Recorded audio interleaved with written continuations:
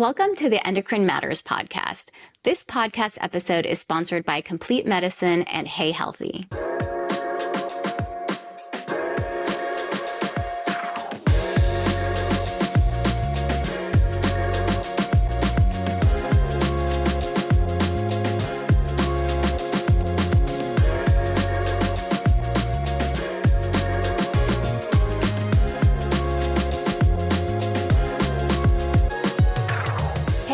Welcome back to Endocrine Matters. I'm your host, Dr. Arti Thangudu.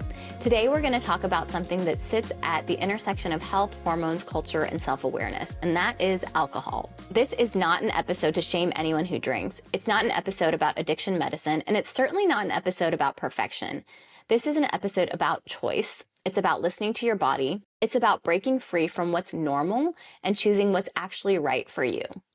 And most importantly, it's about normalizing not drinking as a completely valid, healthy, empowered option. A lot of us grew up in a culture where alcohol is simply expected. It's the default. It's the social glue, the relaxation tool, that you deserve this moment at the end of a long day. We rarely stop to ask, is this even something I want? Does this serve me? Is there something underneath the desire to drink that's worth paying attention to?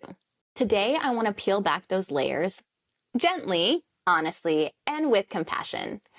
I'll share my own story, the science, and the mindset shifts that help me feel not only okay with not drinking, but truly empowered by it. So let's get into it.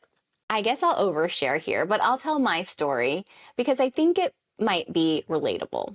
So this is how I became somebody who does not drink alcohol. And I want to start this way because I don't want to come to this conversation from a pedestal. I wasn't someone who swore off alcohol in college or someone who had one bad night and said never again. I drank socially through my 20s. I wasn't a daily drinker. I never drank alone, but on weekends with friends, I did enjoy a glass of wine or two, a cocktail. It was fun, it was social, and honestly, I never questioned it. But then at 29, I got pregnant with my oldest, and like many women, alcohol went completely off the table through pregnancy and then breastfeeding for a year. A few months after weaning my daughter, I got pregnant again with my son, which meant basically I went 4 years completely alcohol-free. During that same time, I experienced really bad migraines, like those migraines that take a week to get better, nausea, vomiting, ER-level migraines. Here's what I noticed after this whole childbearing time.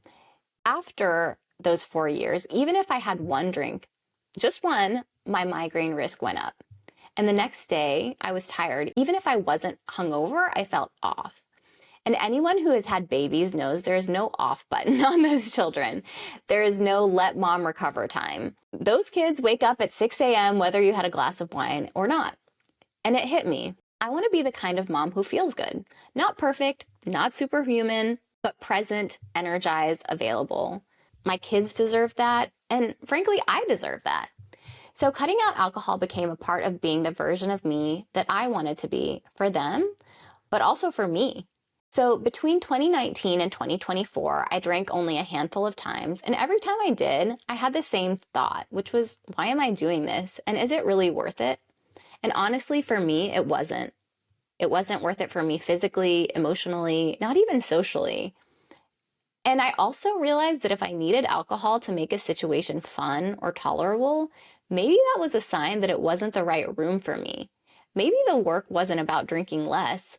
Maybe the work was about reducing anxiety, building my own confidence, finding alignment with the people I spent time with, and learning how to show up fully as myself, no wine required. So that was the shift for me. It was subtle but powerful. And I share it because so many women feel like something is wrong with them if they don't want to drink. Nothing is wrong with you. You're simply paying attention. So why do we drink and what's underneath it? Let's talk about mindset. Many of us drink because of habit, social expectations, anxiety, people-pleasing, wanting to blend in, feeling like a drink signals relaxation or a reward, or simply because everyone else is doing it. But I want you to really sit with this question. If alcohol didn't exist, what would you be trying to feel? Is it connection, confidence, relief, escape? Is it calm, permission to slow down? These are human needs. But alcohol isn't the only or the best way to meet them. And here's the deeper truth.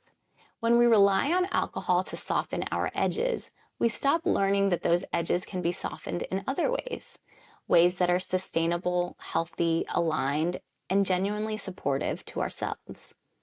If you need alcohol to get through a social situation, maybe the problem isn't you. Maybe the solution isn't alcohol. Maybe the situation just isn't for you. Or maybe there's something internal asking for attention, your energy, your boundaries, your alignment, your friendships, your stress, your nervous system, your sleep, your hormones. Alcohol is often the Band-Aid, not the wound. Removing the Band-Aid helps you finally look at what's beneath. Now let's talk about what the evidence says. I don't want to talk about this too much because this isn't the whole point, but let's bring in the science because I'm a nerd and I love science. One of the most important updates in public health over the past few years is this. The consensus is shifting away from moderation and toward less is better for most people when it comes to alcohol. 0 is the lowest risk level. So let me summarize key points simply and clearly. 1, there is no amount of alcohol that is considered safe for health.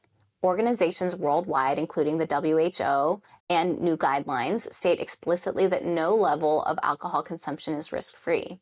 Even low levels can increase the risk of several cancers, especially breast cancer, oral cancer, esophageal cancer, colorectal cancer. For breast cancer specifically, the risk increases even below 1 drink per day. 3, alcohol affects basically every organ system: hormones, gut, heart, brain, sleep, mood, metabolism, inflammation, you name it.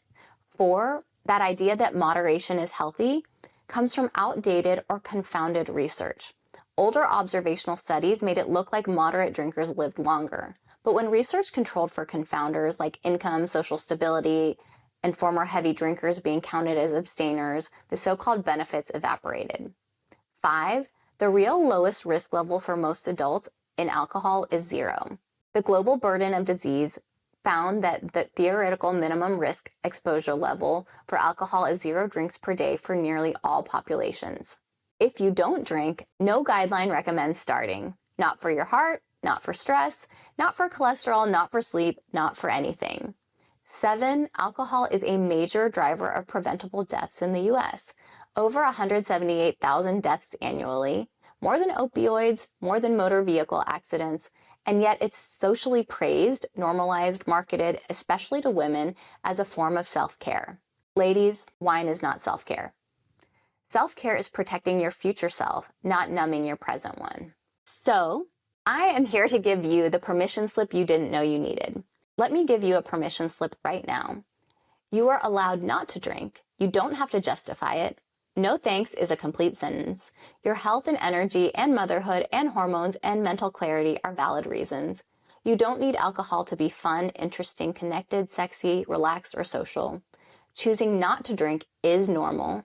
You're not weird, the culture is. We often think not drinking makes us the odd one out, but the data says the opposite. Gen Z is drinking way less than previous generations. Non-drinking is rising across all age groups. People are waking up to the fact that alcohol doesn't make life better, it just makes life foggier. You're not alone, you're actually ahead. And if you do choose to drink occasionally, that's okay too. There's no moral purity here. The point is, you get to choose consciously, not automatically, not culturally, not socially, just consciously. So let's talk about relearning how to have fun without alcohol. This is the part that surprised me most. When I stopped drinking, I had to learn what I actually enjoy, which environments energize me, who do I feel safe and open with, how to regulate my own nervous system in social situations, how to relax without needing to alter my mind, and I realized something big. I'm actually more myself without alcohol. All of us are. More grounded, more confident, more in tune, more aligned, more present, more authentic. Alcohol didn't make me more fun, it made me less embodied. And when you feel good in your body, really feel good, you don't need alcohol to enhance the moment. The moment is already enough. So if no one has told you this before, let me be the first. You are allowed to choose a life that supports your health. You are allowed to prioritize feeling well. You are allowed to make choices that your future self will thank you for. You are allowed not to drink and still be fun, social, successful, lovable, and fully yourself. Alcohol is not required to be part of the human experience. And your worth isn't measured by your ability to participate in cultural habits that don't serve you. If this episode resonated with you, share it with someone who might need to hear it. And let me know if you want more episodes on sobriety, hormones, and metabolic health. Thank you for joining me today. I'm Dr. Arti Thangudu, and this is Endocrine Matters. If you want to learn more from me, you can find me on Instagram and YouTube at Dr. Arti Thangudu, just my name. And if you want to see us in clinic, visit us at sacomplete.com and don't hesitate to reach out. The link will be in the show notes. See you next time.